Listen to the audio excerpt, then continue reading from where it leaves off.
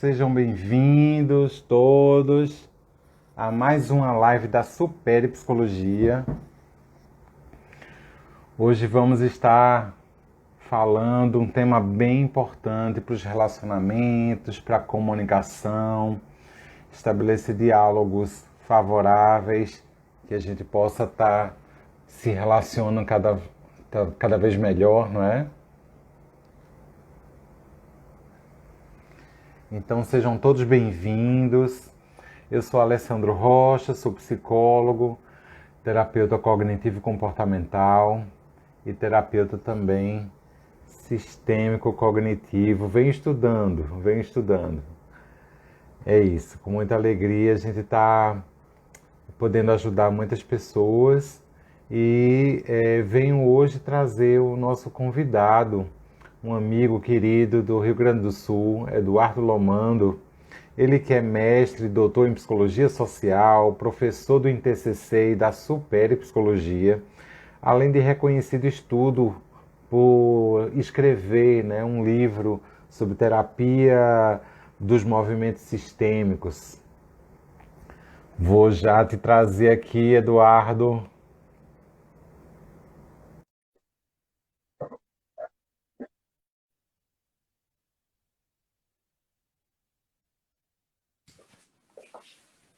Oi. Pá, peraí que me desorganizei, que meu celular caiu.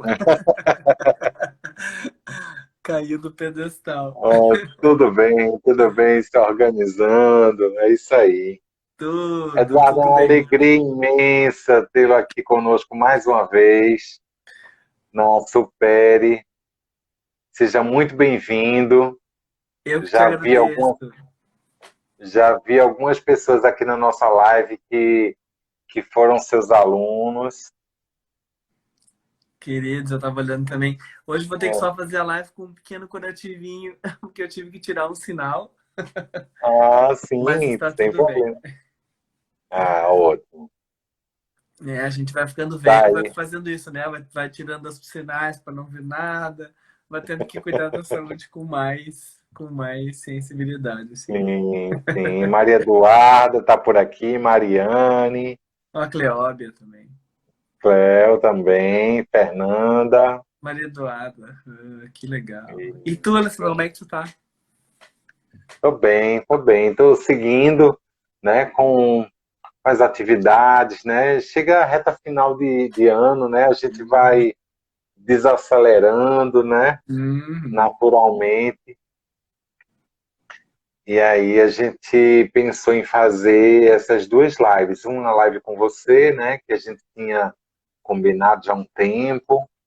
E a outra vai ser sobre neurociência e mudanças de hábito. isso. Achei muito legal isso. Muito jóia. Heriberto é um estudioso da neurociência, muito bacana, tem Hum, experiência também com empresas, como eu também. Então, acho que sim, vai muito ser legal. uma troca bem Ansioso para legal ver também. essa live. Vai ser muito, muito boa. Joia.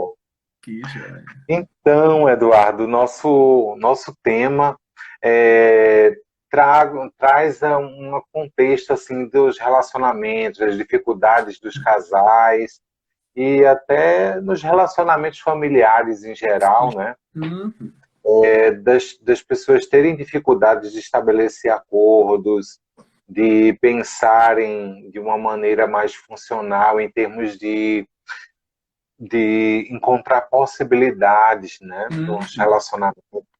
E tem um conceito que você fala sobre essa visão da comunicação sistêmica, hum, né, os axiomas da comunicação. hum, E aí você destaca num conceito bem importante, que é a visão sistêmica e a causalidade linear e a hum, circular, né? hum.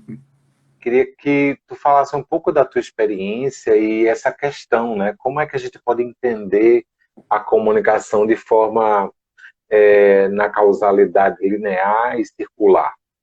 Perfeito. Vou te dar um exemplo meu que aconteceu hoje de tarde. Ah, ótimo. Eu vou fazer vou dar esse exemplo de uma maneira diferente, tá? Eu vou Tá. contar esse exemplo da visão do meu marido primeiro e depois eu vou contar esse exemplo da minha visão. Exatamente para a gente poder pensar e como aí entra mais um axioma da comunicação, que é o quarto axioma da comunicação, influencia. Ou seja, o ponto que tu começa a comunicar faz muita diferença para a gente poder entender o que, que a pessoa quer dizer e a que fim a gente vai chegar no processo de comunicação. Ou seja, qual é especialmente a intenção da comunicação. Então, se eu fosse meu marido contando a situação, eu diria assim: eu estava ali no quarto, tentando fazer o nosso bebê dormir, né? E aí o Eduardo chegou e me xingou, porque tava uma coisa ali, uma caixa assim ali que ficou ali no meio, né? E ele não viu que eu tava ali, não ia me preocupar com a caixa, eu tava assim preocupado porque o bebê não parava de chorar, chorar, chorar, chorar, né? E ele foi grosso comigo, né? E depois saiu, tipo, que absurda a situação, né? Percepção Uhum. dele. Minha Sim, percepção, tá? Eu entrei no tá. no quarto e o Arthur tava chorando, como ele chora normalmente, né? Mas Uhum. eu realmente, hoje de tarde, assim, eu cuidei muito mais dele de manhã, o Cris cuidou muito mais de tarde. Então ele já tava um tempo ali com o choro. E aí eu entro no quarto e olhei uma caixa cheia de bagunças que eu já tinha arrumado já há um tempo e eu e meu marido decidiu rearrumar todo o quarto e eu disse, beleza, se quer rearrumar, pode rearrumar, mas realmente rearrume, não deixe as coisas jogadas. E aí eu entro e vejo aquela caixa pela, Uhum. sei lá, 10ª vez que eu entro no quarto e tem aquela caixa lá, porque faz 2 semanas que aquela caixa está jogada em cima da mesa e aquela caixa não sai. E aí, eu, na hora, me senti super desrespeitado e fui duro, assim, com a linguagem. Não ofendi nem nada, mas fui Sim. duro com a linguagem. E aí, a gente sempre brinca, assim, nas relações cotidianas, leigas, as pessoas tendem a fazer o quê? Pensa comigo, olha. Se o Cris te conta essa história, ou numa outra realidade, eu te conto essa história, e tu é só nosso amigo, não é terapeuta, não é nada. O que que provavelmente tu vai pensar? Ou qual vai ser a tua relação nessa? Se ou tu ouve o Cris ou tu me ouve. Eu vou tender a olhar o fato, né? Vou tentar entender qual é o fato. O fato é de você ter se incomodado pela caixa, pela bagunça. Uhum. Isso? Exato. Então, se tu, por exemplo, você é só meu amigo, uma pessoa leiga, tu não é necessariamente um Uhum. psicólogo que está preocupado em compreender o processo, tu é meu Uhum. amigo e tá ali. E eu faço esse desabafo, é provável que tu fique do meu lado, não é? E imagina, tipo assim, Uhum. poxa, coitado do Eduardo, tá o tempo inteiro, né, tentando organizar as coisas e tal, e o Cristiano faz uma hora bagunça, né? Isso é um desrespeito. Se tu tá ouvindo só o Cris, tu vai pensar, poderia pensar assim, poxa, ele tá ali, passou a tarde inteira cuidando da criança, de novo ele não parou de chorar, tá assim, né? Não vai pensar em arrumar uma caixa E nesse momento e vem o marido e receber uma xinga a bronca caixa, assim, sabe? Completamente fora da situação, oh, né? E uhum. aí, a grande brincadeira que a gente faz é, e aí, de quem é a culpa? Quem é que estava mais errado que o outro? Tipo, você decide, né? Exato! Por que eu tô falando isso? Porque é impossível, assim, eu não vejo a absoluta possibilidade de qualquer relacionamento, independente do que seja, pode ser casal, pode ser família, amigo, trabalho, ou seja, qualquer relacionamento humano, Uhum. fazer uma troca justa, fazer assim uma combina, porque uma troca justa nada mais é do que uma combinação, né, comportamental, basicamente, mas que precisa ser ancorado, depois a gente vai falar mais sobre isso, ancorado em valores, em uma percepção de crenças, esquemas adaptativos, ou seja, tem que ter uma profundidade cognitiva e emocional importante, mas ela precisa estar no Uhum. comportamento, senão não é ética, senão ela não vai fazer o bem, né? Que não leve em consideração que existem esses dois lados, e que de alguma forma eles estão se retroalimentando, que eles se produzem ao mesmo tempo. Porque o que acontece? Se a gente não faz isso, mesmo que exista uma troca, a gente provavelmente vai ter um lado que vai se submeter. E aí a Uhum. gente realmente vai ter um que ganha e um que perde. Porque daí não vai ser justo, né? Se, Entendi. por exemplo, aqui a gente combina que então eu tenho que parar de ser duro com a minha sensação de respeito, eu vou ter que me submeter à desorganização. Se ele só guarda simplesmente não fala nada, não sensação de desrespeito, ele se submete somente à ordem, Sim. né? Então É. aqui a gente tem que poder entender e que exatamente o pensamento circular vai pensar é o seguinte: o pensamento linear ele é o pensamento de causa e efeito, ponto, né? Ou se a gente fosse pensar nas relações humanas, a forma mais fácil de entender o pensamento linear é vítima ou boss. É isso, Uhum. né? É, Alguém que é causa o verdade. sofrimento e alguém que sofre o sofrimento, ponto. Eu Uhum. diria assim, uma experiência com muita claridade. Se não é uma situação aonde realmente na relação existe uma disparidade de poder enorme, né? Ou seja, eu realmente tenho muito mais poder e exerço isso e o Cris está numa situação de submissão que ele não tem como sair, ou é muito difícil sair, ou vice-versa, ou relações de casais com nível de violência alto, ou relações de trabalho quase escravocratas, assim.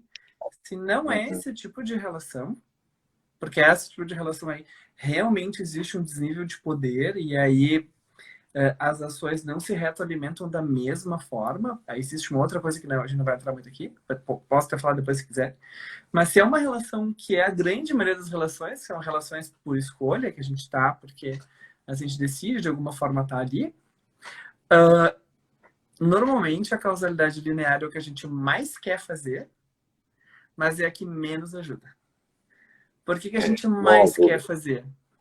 parece uma visão simplista, né, Eduardo? Mas vamos lá, causalidade linear vem de onde? Do mecanicismo. O mecanicismo é Descartes. Ah, caiu meu celular. Descartes, o que, que ele quer? Simplificar a natureza. Se tu puder fazer uma Simplificar. fórmula disso, A mais B igual a C, é melhor ainda. A visão simplista é uma visão que chama de simplicidade paradigmática, é, na verdade, um paradigma da ciência. Quanto mais tu Uhum. puder reduzir ao mínimo... Lembra matemática? O mínimo denominador comum. Sim, Melhor. lembro, Lembra? É. Só que as lembro. relações humanas, elas são orgânicas. Elas Uhum. são extremamente complexas. Elas são cheias de variável. Tu sabes melhor que eu, fazer pesquisa em psicologia é difícil. Pesquisa em administração, que tu trabalha com pessoas. Quem tem mostrado muito isso muito bem, nada a ver com isso, mas interessante, é a pesquisa em economia. O pessoal de economia tem Uhum. cada vez mais visto que é muito difícil, porque a gente conta com o quê? A variável humana. E a Sim. variável humana é complexa, é instável e o pesquisador altera o processo. Então, É. não é? Pesquisas com seres humanos requer ética, né? Exato. E ter essa visão sistêmica mesmo. Isso. Então, quando tu simplifica, além de tu errar, porque não é a natureza, tu tá criando uma realidade ou uma resposta que piora o processo. Entendeu? Então, por exemplo, se um terapeuta vai dar mais valor para mim a discurso que o do Cris, ou mais do Cris que o do meu, já perdeu na hora. Porque um de nós com certeza vai se sentir invalidado. Uhum. E o que é, e assim, só que vamos, pensa comigo. Por que que essa estrutura e essa lógica linear, ela é tão forte, tão pesada, as pessoas fazem isso o tempo inteiro? Porque Poder. ela nos exime da nossa responsabilidade. Uhum. Faz cada um, faz a pessoa não assumir a própria responsabilidade, né? Que aí envolve a causalidade pessoal, o quanto que eu Uhum. estou contribuindo para aquele problema permanecer. Perfeito. E ele não assume. Porque pensa bem, quando eu chego para ti e reclamo do Cris, o que eu estou fazendo? Eu estou querendo fazer uma coalizão contigo para que nós dois, em triangulação, possamos ser mais fortes do que eu sozinho contra o Cris e convencer ele a organizar a gavetinha. Uhum. Um bom terapeuta vai fazer, ou uma terapeuta, tem que fazer as duas coisas.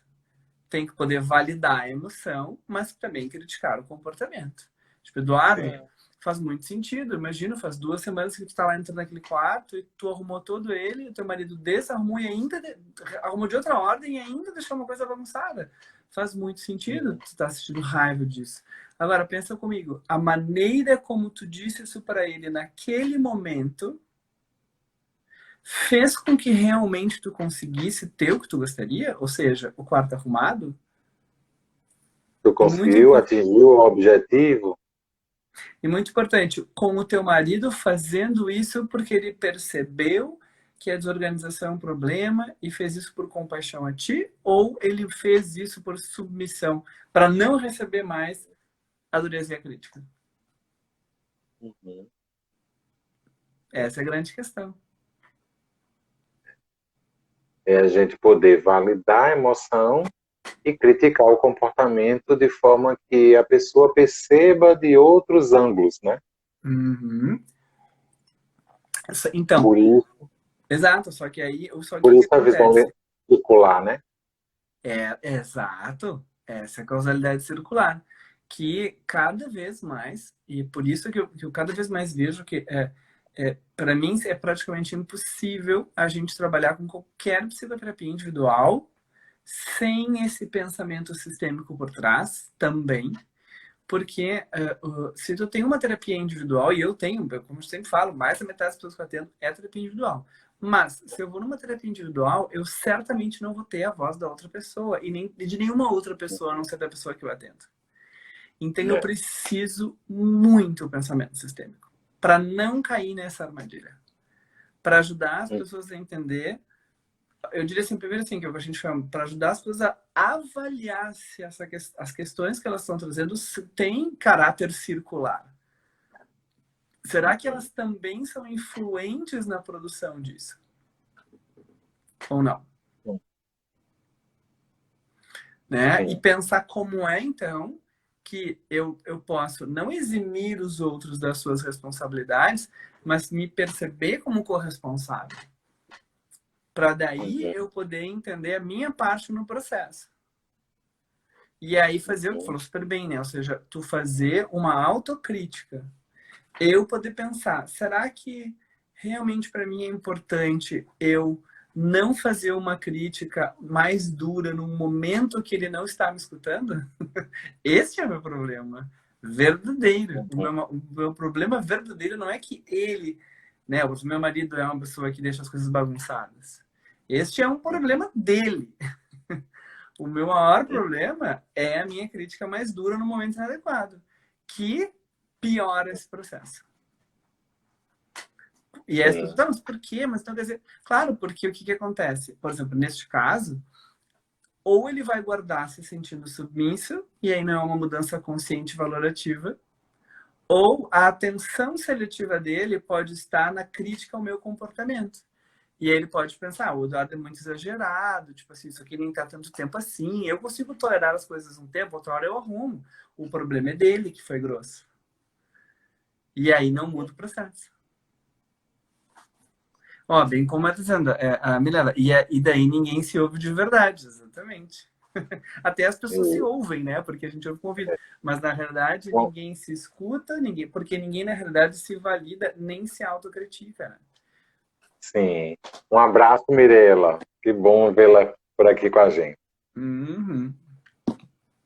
Exatamente. E aí não existe uma percepção da vulnerabilidade do outro, nem de si. Então, por isso, que primeiro a gente tem que poder identificar esse padrão. Né? Identificar na verdade, essa circularidade. Esse comportamento que é recursivo. Ah! O celular hoje não está querendo. Peraí. Acho que ele esquenta dele, comecei a falar. E que mais? Eu acho que era isso, né? Que você tinha perguntado. Sim, sim. É interessante que a visão linear, então, ela leva ao sofrimento. E a visão sistêmica circular, ela leva à saúde. É isso? Sim e não. A visão... porque o que acontece? A visão linear, ela pode levar a uma saúde parcial. Entendeu? Porque, por exemplo, eu posso subjugar uma pessoa e dizer que somente ela é errada, e se ela usar uma estratégia de submissão, ela fica, na realidade, submetendo, eu fico não tendo sofrimento, mas aí eu também não vou processar e me desenvolver com saúde. Com certeza, porque eu não vou estar olhando as minhas coisas. As pessoas, por exemplo, que passam o tempo inteiro se separando, reclamando de outros, dizendo que aquela, né, tipo de pessoa que troca de emprego 5 vezes porque os chefes ou a chefe sempre pegam no seu pé, ou troca de namorado ou namorado, sei lá quantas vezes, sempre o problema dos outros, né? Ou seja, a Sim, pessoa não necessariamente tem sabimento que vai trocando, né? Mas na realidade não consegue fazer uma auto-percepção. O pensamento sistêmico, eu te diria assim, ó, ele inicialmente ele faz a gente sofrer, Ali. Por isso que as pessoas não querem. certo. Faz sentido porque vai tirar da zona de conforto, né? Claro, mas é um sofrimento necessário ao caminho da saúde. Libertador, talvez, Exato, para muitas exato. pessoas. É um sofrimento libertador. Por exemplo, nesse nosso caso, o que aconteceu? Daí eu saí do quarto, né? Eu dei uma xingada assim ali, ele ficou bravo porque ele estava cuidando da criança, berrando, tava assim já há mais Uhum. 2 dias que ele voltou a ter cólicas, coitadinho. Oh, E eu vim pro meu quarto, né? E aí ele veio no quarto, daí a gente vai para essa outra parte agora, né? E eu tava de cara com ele, de cara comigo. Até agora, nada de pensamento sistêmico, né? Só linearidade. Eu tava achando que ele era o culpado, ele achando que eu era o culpado. Aí, como a gente se separou, eu vim pro quarto, ele ficou lá, cabeça esfriou, regulou a emoção, né? Aí uhum. ele veio aqui pro quarto e ele falou para mim assim: "Ah, Dado, tu tem razão, já faz tempo, na realidade, que aquele negócio tá ali, né? E tá bagunçado, né? E eu realmente eu tenho que arrumar aquilo ali. Mas não foi uma hora legal que tu veio e fez isso, entendeu? Porque ali agora a gente tá vendo essa coisa do bebê e foi ruim, entendeu? Quando ele faz isso, o que ele tá fazendo? Ele tá começando a processar sistemicamente o processo. Uhum. Porque o que ele tá conseguindo me dizer? Ele tá conseguindo me dizer assim, olha, eu entendo que essa tua raiva, né, que veio ali, que se sentiu desrespeitado, por de novo de estar desarrumado, eu não sou vítima dela. Eu sou Uhum. corresponsável por ela. Uhum. Mas a maneira como tu colocou naquele momento não vai nos ajudar a. Né? E aí isso é muito legal, porque é o que eu sempre falo para os casais e para as famílias. Quando uma pessoa consegue dar esse passo, ela primeiro, de alguma forma, vai ter que entrar no sofrimento, né, Ali? Porque ele teve que chegar para mim e dizer: tu tem razão. Eu te prometi organizar aquilo faz 2 semanas e até agora eu não fiz. Uhum. Né? E isso é muito legal, assim, porque só é claro, de novo, para algumas pessoas ali isso é praticamente impossível. Começar a conversar se desculpando, né? Sim. É muito difícil. Porque É numa defensiva, né?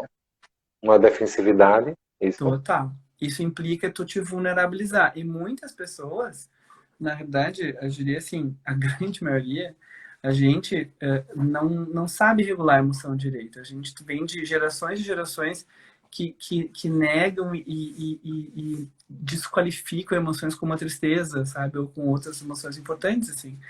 Então, muitas pessoas têm uma ideia de que se elas se vulnerabilizarem, é o que a gente chama de um esquema emocional adaptativo. Se eu me vulnerabilizar, o outro aí sim que vai me atacar.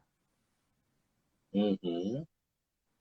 Então, Sim. requer muita coragem fazer o que ele fez. Porque quando ele terminou, eu poderia olhar para ele e dizer, tipo, né, eu tô te dizendo milhões de vezes, por que tu não tira aquele negócio lá? Tu tá admitindo isso, a culpa é tua. Eu poderia usar a vulnerabilidade para atacar. Não? Mas aí, se eu fizesse isso, o que eu estaria fazendo? Atacando a pessoa que eu mais amo. Eu estaria, na realidade, destruindo a mim mesmo. Isso é que as pessoas muitas vezes não se dão conta. De que quando elas fazem isso com alguém que elas estão em relacionamento, elas não estão só, na realidade, atacando a pessoa, elas estão atacando o relacionamento. Sim.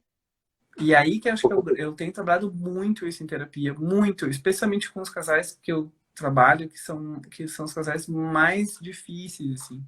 Eu tenho trabalhado muito com a compaixão, muito. É, né? Ajudando as pessoas a se conectarem com o lado saudável do parceiro ou da parceira, lembrarem que aquela parceira, sim, muitas vezes tem capacidade de poder fazer muitas coisas diferentes, mas que ela precisa do encaixe para isso, né? Aquilo não vai acontecer do nada, sabe? Tentando lembrar se realmente querem poder, naquele momento, por mais que não estejam se sentindo bem, apostar na saúde, no amor e no afeto que existe no relacionamento. E o mais importante, que eu acho que é o centro da compaixão.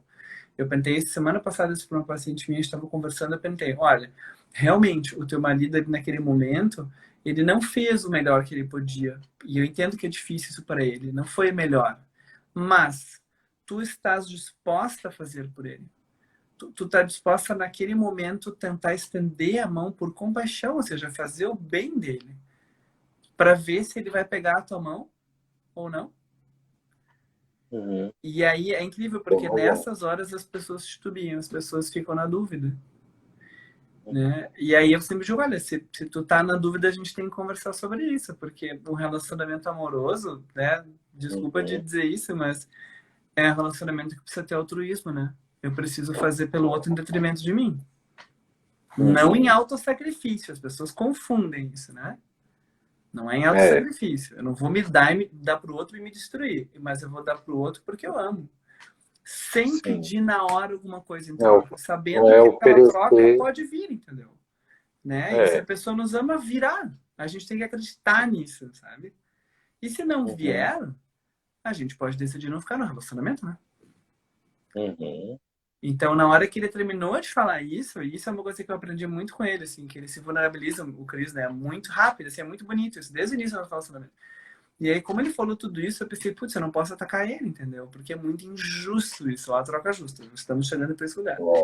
Aí eu disse assim, meu amor, tu tem razão, realmente foi super inadequado, eu acabei te cobrando uma coisa, né, num momento muito ruim, assim, né? Então, eu quero te pedir desculpas, realmente te atrapalhei, tu estava tudo lá naquele negócio. Aí eu falei, eu só gostaria que tu te colocasse no meu lugar nesse momento. Porque aquela caixa ali não representa só uma caixa de ser desorganizada, mas sim uma sensação de desrespeito que eu tenho por ti. A caixa é um exemplo, mas a caixa é uma metáfora. Tem muitas outras coisas que tu bagunça aqui e que eu me sinto desrespeitado, sabe? Então, eu sei que tu não gosta que eu seja agressivo contigo. E essa parte é minha, mas tu pode ser influente nisso, aumentar ou diminuir, né? Da mesma forma como eu posso ser influente em te lembrar de uma maneira querida e legal que tu precisa organizar as coisas e não te lembrar só na hora que eu tô irritado, né? E que tu não pode dar conta disso. Eu preciso te ajudar a fazer isso, né? Aí foi muito legal porque ele me disse assim, Ali, ai, mas eu não sei, eu não, na verdade eu me dei conta que eu não arrumei essa caixa porque eu não sei onde botar. E aí eu desisti. Aí eu falei, mas que bom que você tá me dizendo isso. Tu poderia ter me dito isso há 2 semanas atrás, né? Eu falei, tu não precisa fazer isso sozinho, tu pede minha ajuda, a gente vai lá junto e a gente bota essa caixa em algum lugar, entendeu? Dele, então tá bom. Então, aqui o que a gente fez? Uma troca justa. Porque tanto eu combinei o quê? Eu vou baixar a minha agressividade, entendeu? Mas eu exijo respeito, então eu vou usar um comportamento de te ajudar a organizar, e ele vai baixar a esquiva e o medo, porque na realidade é isso que tá por trás, né? Eu não saber o que eu vou fazer com aquilo, e aí eu uso a esquiva, né? Pra poder fazer o enfrentamento, né? E saber que não tá sozinho. Sim. Então, e é o ajudar sem prejudicar o outro, né, Edu? E é o pensamento da identificação do comportamento, do que contribui para a relação conjugal e qual é o comportamento que não contribui para a relação conjugal também. Né? Então, nesse processo de baixar a guarda e poder avaliar outros comportamentos que possam contribuir e ajudar, né? Isso é perceber de uma forma mais ampla mesmo a situação. Exatamente. E assim, isso como é que eu te diria assim, ó, uma das coisas, acho que assim, mais difíceis de poder se olhar sistemicamente todo esse processo cognitivo, emocional e logo comportamental, é a gente se dar conta de que a gente encaixa nessas características dos outros, né? Como a gente viu, assim, né? O primeiro axioma da comunicação vai nos mostrar. É impossível não comunicar. No momento que tu tá em relação com alguém, tu está sempre comunicando. Se a pessoa demonstra determinado comportamento, qualquer tipo de manifestação comunicacional, seja falar ou não falar, dá algum algum eu vou dizer algum estímulo para aquele tipo de comportamento. Então, por exemplo, eu poderia te dizer, o meu marido é bagunceiro, tá? Eu estou informando o quê? É uma característica dele, correto? Isso. Mas se ele está em relação comigo, a bagunça certamente aparece na relação comigo. E eu dou alguma resposta a isso, desde a primeira vez que aconteceu. Então, teoricamente, o que a gente vai dizer é que no momento que qualquer pessoa está em relação com outra, e essa característica segue em relação, e essa característica segue acontecendo, aqui a gente tem o que a gente brinca que é o relacionamento quântico, que é as duas coisas ao mesmo tempo, né? Essa característica é tanto da pessoa quanto da relação. Então aqui a parte mais difícil é eu pensar assim, ó, tá, mas só um pouquinho, Alessandro. Tu tá me dizendo que, tipo, eu tenho uma relação com o meu marido ser um cara que deixa as coisas desorganizadas e bota, sei lá, onde ele quiser e tudo bagunçado? Sim. Sim. A gente só... Tá, mas eu não sei qual é. Falei, ok, tudo bem. Nós vamos descobrir juntos isso na terapia. Mas, por exemplo, no meu caso, daí a gente tem que ir para os axiomas da comunicação de novo. Tipo assim, eu sou uma pessoa bem organizada. As coisas... Eu brinco assim, eu sou virginiano, mas eu não sou virginiano, eu sou sagitariano. Mas eu deixo as coisas todas organizadas. Inclusive, quando a gente arrumou o quarto do Arthur, eu comprei uns adesivos, assim, escrevi tudo, assim, né? Bora comprido, bora e não sei o que, fui colando nas prateleiras, assim. Ah, que legal. Eu sou o adesivador das coisas. Uhum.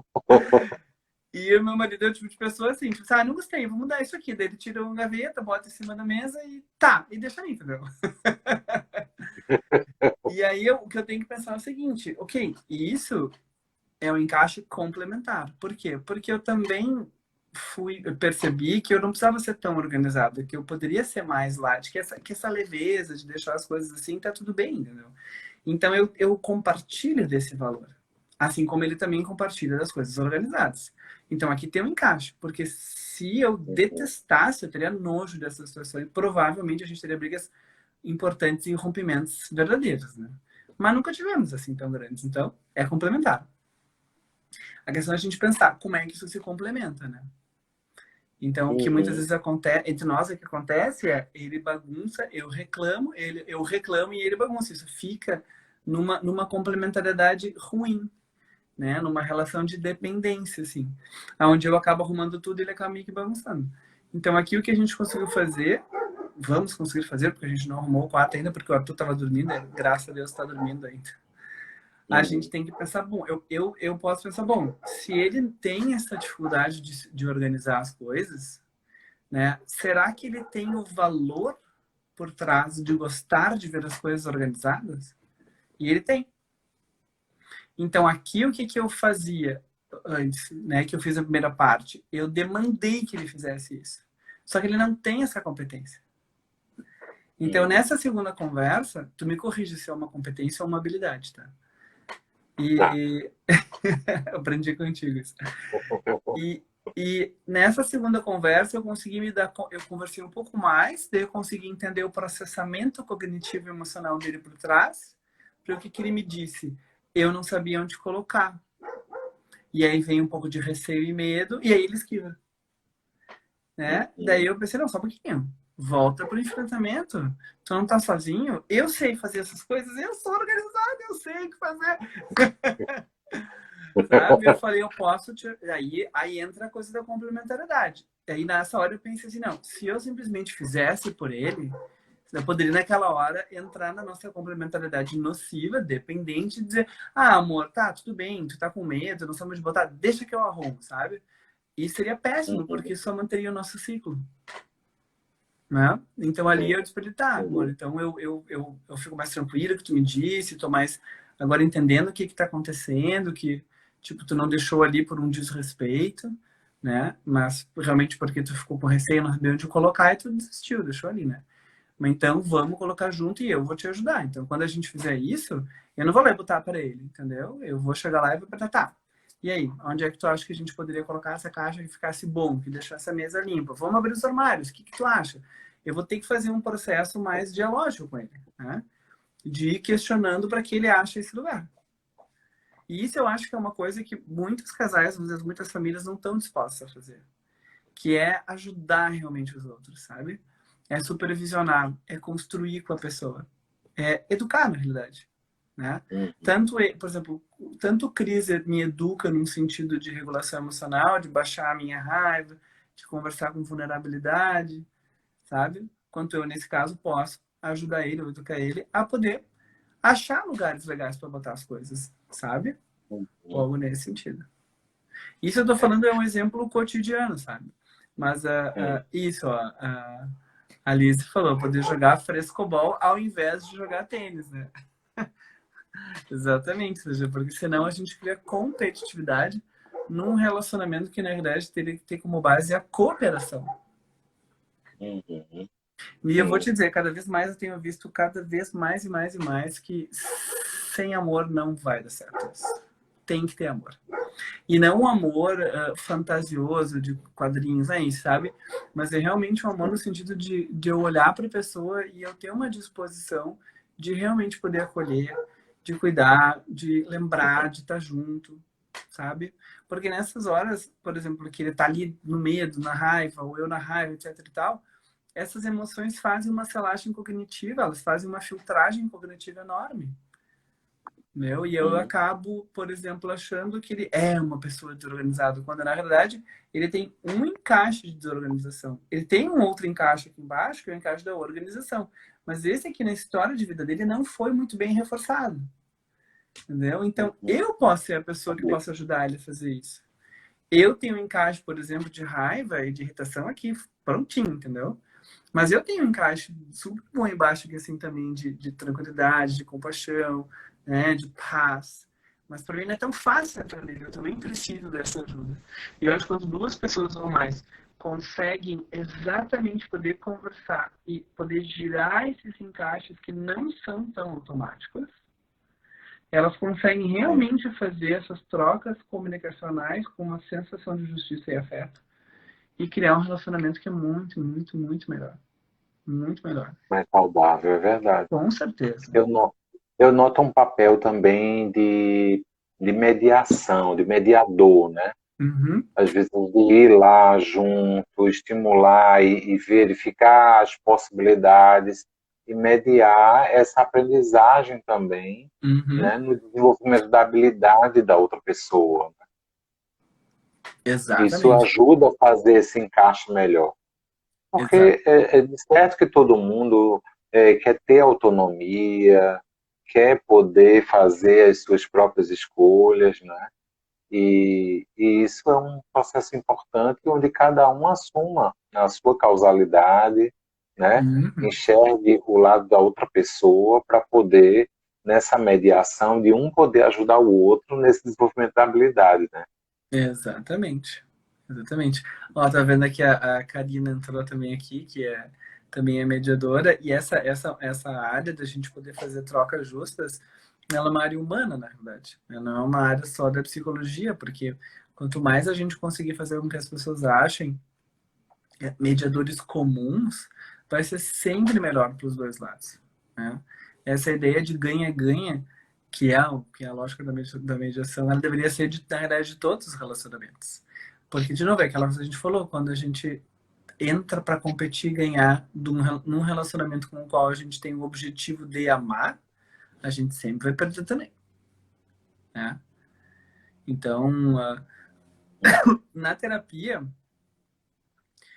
tem a técnica da troca justa, propriamente dita, assim, né? E tem um ponto da técnica que eu acho que é super importante e que ele, na minha experiência, eu acho que ele garante muito mais a adesão das pessoas. A troca justa, a fazer essas combinações bem feitas, que são os valores, né?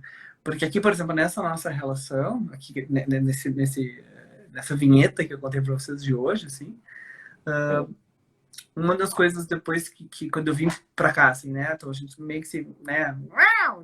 Os gatos, assim, né? Tipo, assim, né? Aí a gente se separou, ele veio pro quarto, ele ficou lá. E aí que baixou a minha raiva, sabe? Eu pensei assim, putz, eu tô brigando com meu marido, entendeu? Meu amor da minha vida, eu não quero isso, sabe? Então, eu acho que quando a gente consegue parar e se reconectar com o que é de mais valoroso na relação da gente, a gente consegue trazer de volta, né, o que a gente realmente tem como verdadeira intenção do relacionamento. Entendeu? Então, se eu ficasse aqui na cama remoendo, porque eu poderia fazer isso, que é o que muitas pessoas fazem.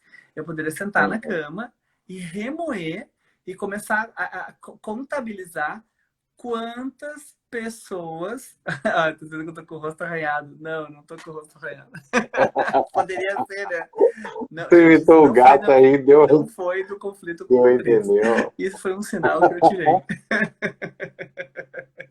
Que bom que tu esclareceu ainda na live, né?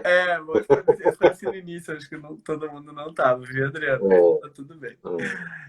Mas eu poderia, por exemplo, ter ficado chateado com isso, da desorganização, ter vindo pra cama e começado, e a gente já fez isso muitas vezes, fazer uma lista de todas as vezes nesses 10 anos que ele desorganizou, que ele bagunçou, que isso e aquilo, né? E começar o diálogo dizendo assim: há 10 anos que esta situação se repete, Cristiano. Já aconteceu contigo isso? Já. Claro. Entendeu? Então, mas aí entra uma coisa muito legal da sistêmica. A gente está construindo a realidade o tempo inteiro. O tempo inteiro. E tanto a cognição, né? Tu vai ver assim, todo o pessoal que trabalha com cognição, com esquemas, etc. Vamos dizer isso muito claro. O esquema segue vivo desde quando a gente segue reforçando ele. É simples. Então, quando eu digo assim, desde tanto tempo tu segue fazendo isso, eu tô, na realidade, fazendo uma inferência ao passado, ou seja, relatando fatos, mas na realidade, funcionalmente, eu tô só marcando que aquilo é a realidade e dizendo que a pessoa é incapaz de mudar.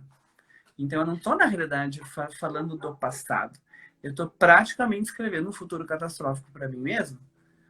Então, a questão aqui, e por isso que em sistêmica eu sempre insisto isso, em sistêmica a gente não vai entrar nessa discussão, nem vai trabalhar com a ideia do conceito de personalidade, porque a gente quer ajudar as pessoas a perceberem que as pessoas têm diversas possibilidades, têm diversos encaixes.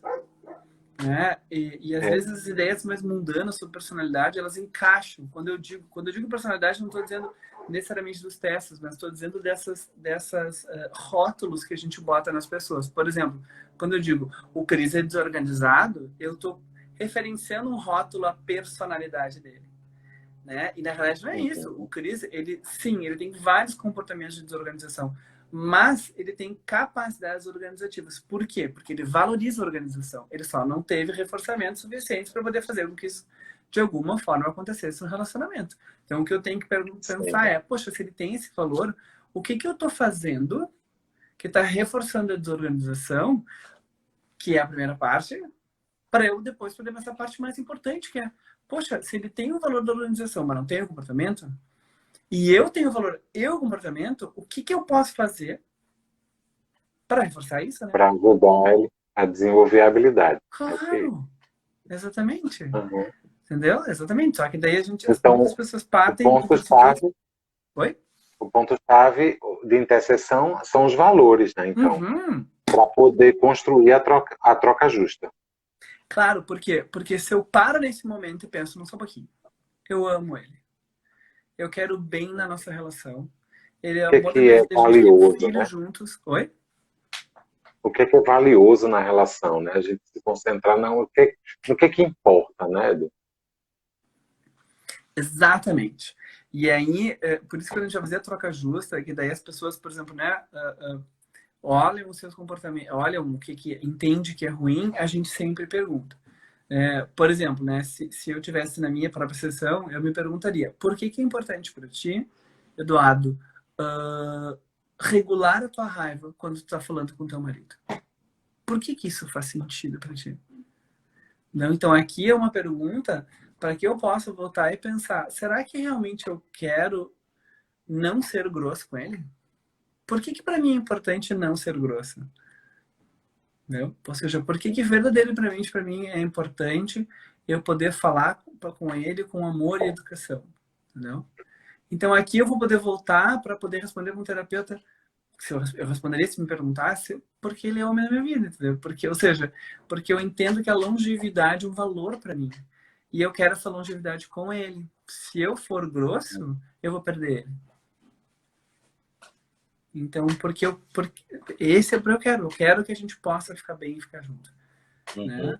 Porque quando se coloca de uma forma pejorativa ou negativa para outra pessoa, a pessoa recebe e acaba se afastando, havendo essa desconexão afetiva na relação, né? E isso tende a se afastar cada vez mais, né? E aí desgastar a relação, né? Exatamente. Do contrário, quando a gente usa a empatia, se coloca no lugar da outra pessoa, entende, né, de uma forma mais justa, né, como a gente está falando, tende a aproximar e a promover melhor conexão afetiva. Exatamente. E aí, se o encaixe é complementar, né, a saúde é o crescimento. Então, eu tenho que crescer com a calma dele e ele tem que crescer. Nesse caso específico, por exemplo, não, mas se ele quer ter um bom relacionamento e a gente quer ter um bom relacionamento, eu tenho que crescer com a diferença. Eu tenho que roubar um pouco da calma dele e ele tem que roubar um pouquinho da minha organização. Porque eu, por exemplo, não me importo de poder arrumar as coisas, mas certas coisas não. Assim como ele também não se importa, né, de ter que me ajudar a baixar o tom, mas não em todas as situações. Né? Se o nosso encaixe fosse simétrico, por exemplo, se a gente estivesse competindo pela igualdade, tipo, nós dois somos mega organizados e aí a gente fica brigando porque as coisas têm que estar em determinado lugar, aqui nós dois teríamos que desenvolver uma outra maneira de fazer isso. Então, por exemplo, eu e o Cris, nesse caso, a gente é complementar. Mas, por exemplo, em trocar as fraldas do Arthur, a gente é simétrico. A gente troca tão bem quanto o outro. Não tem complementariedade. É simetria aqui, tá? Então, por exemplo, no início, quando o Arthur estava ali, o que acontecia? Um estava trocando a fralda, o outro vinha em cima, eu vou te ajudar a tentar. Dava merda. Aí a gente sentou e conversou, falou, olha só, como é que nós vamos fazer, entendeu? Porque o encaixe simétrico, os dois podem a mesma coisa. Então, o que vai acontecer? Competir. Diferente do complementar que cria dependência, né? Então, aqui, se o encaixe é simétrico, a troca justa, ou seja, a combinação, ela precisa ir para um dos dois lugares. Ou se escolhe quem vai liderar o processo e quem vai acatar as ordens. Ou se escolhe se separar. Um faz uma coisa e o outro faz a outra. Né? Então, o que a gente combinou? Oi? Boa opção. Exatamente. São duas opções importantes, né? Porque quando os dois são líderes, né? Quando tem por exemplo, no grupo, quando tem muitos líderes, não dá certo. É confusão, né? É muito cacique para pouca índio. Cada um que queira apontar o dedo, né? E querer fazer do seu jeito. Então, o que a gente combinou? Que quando um estiver trocando a fralda, quem estiver no comportamento, na temática de trocar a fralda, quem estiver ali vai decidir se quer fazer sozinho e o outro não precisa fazer nada ou fazer qualquer outra coisa, ou seja, divide, ou se quer ser o líder da situação e o outro vai ajudar. Né? Então, por exemplo, e aí a gente tem jeitos diferentes. O Cris, ele já é mais, quando ele tá trocando a fralda, ele não me quer perto. Então eu faço outra coisa. Entendeu? Quando eu tô trocando a fralda, normalmente eu gosto de liderar e pedir para ele me ajudar. Então eu digo, amor, pega aquela coisinha para mim ali, pega aquilo lá, pega, não sei, eu tô trocando, faz ali, faz aqui. Daí ele vai lá e faz o que eu pedi e me dá e funciona perfeitamente. Porque daí tem uma cor anterior de saber que ajuda não é uma desqualificação e que dizer eu vou fazer sozinho também não é uma desqualificação. É uma maneira, na realidade, de poder usar um tempo qualitativo frente a uma situação que a gente poderia competir. E isso eu estou dando exemplos bem simples, mas esses exemplos valem para qualquer tipo de comunicação. Qualquer uma.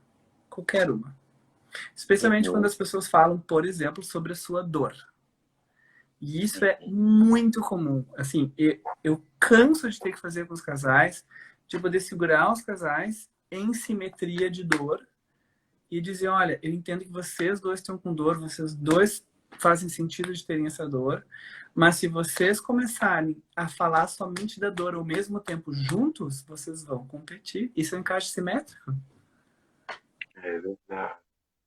Então aqui a gente tem que fazer uma negociação. Encaixe simétrico é sempre negociação. Quem vai falar da dor primeiro? E quando um estiver falando da dor, o outro vai ter que se disponibilizar a acolher. E depois a gente troca. Porque senão a gente compete na dor. E aí o que acontece quando a gente compete na dor? A gente se priva emocionalmente mais ainda. Porque a pior coisa que existe é que tu tá falando da dor, tua dor, e a outra pessoa olha pra ti e diz, mas o que tu fez comigo foi pior ainda, Alessandra. Tu me dizendo ali, Eduardo, fiquei tão chateado. É bem assim mesmo. Mas eu te disse isso porque tu me disse antes. E aí fica uma competição da dor. É a pior coisa que existe. É, competição, é verdade. Então, aqui eu observo nos meus atendimentos também. Oi? Eu observo nos meus atendimentos também. Às vezes acontece isso, né? Exatamente. A gente tem que frear e mostrar alguns pontos para poder eles perceberem de outras maneiras, né, a situação.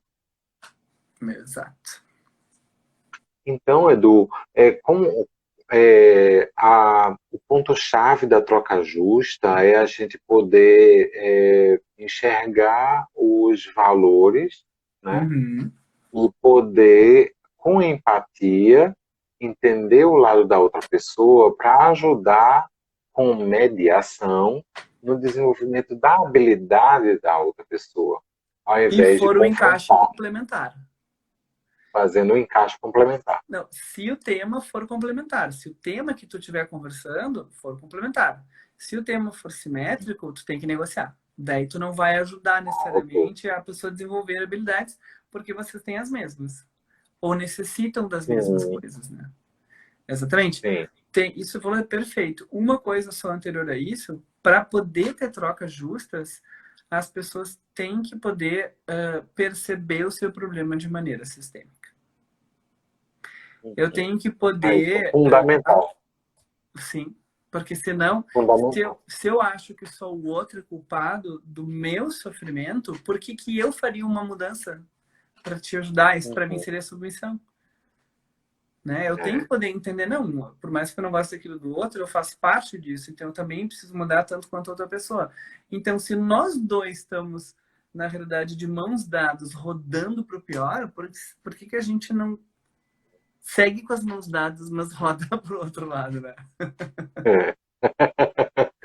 Eu sempre dou um exemplo de um casal que eu atendi, esse foi um momento muito legal, assim, né, que ela era muito permissiva e ele era muito autoritário com o filho, tá?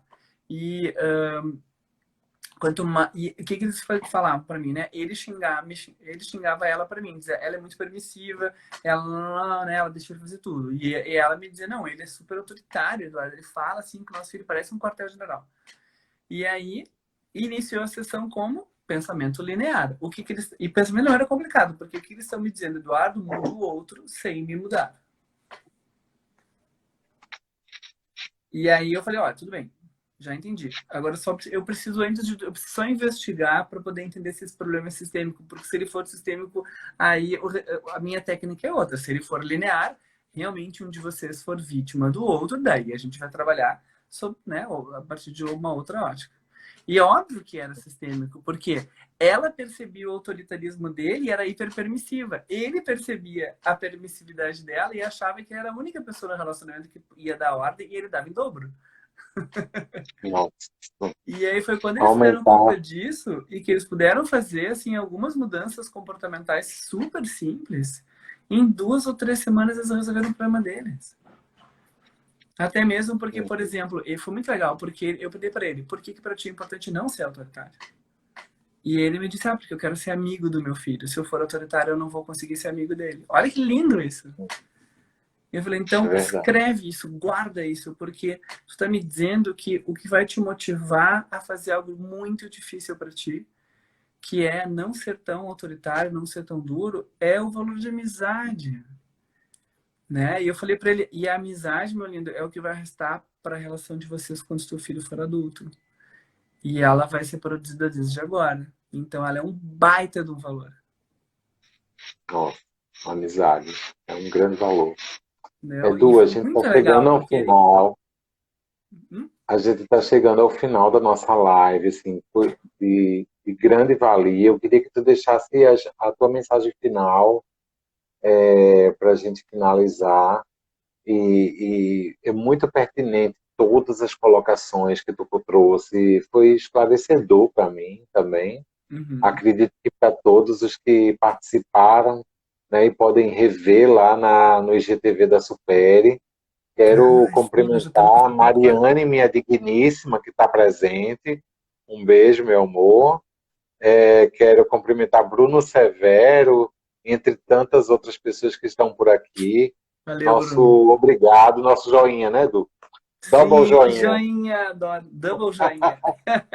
Gente, muito obrigado. Foi ótimo ter falado aqui. Né? Passou rápido, mas foi muito joia. Alessandra, muito obrigado por ter me convidado. Eu que agradeço, Edu. Você é demais. Eu sou seu fã. E a minha sugestão é que quem está ouvindo aqui, antes de fazer isso com seus pacientes, pensem sobre os seus relacionamentos, se vocês estão fazendo troca, percebendo seus problemas como sistemas, fazendo trocas justas. É o melhor começo. Com certeza. Fazer autoavaliação, poder a gente construir isso. Então, muito bom. Gente, muito obrigado a todos. Edu, um beijo no coração. Valeu. Valeu. Tchau, tchau. Tchau, tchau, gente. Valeu.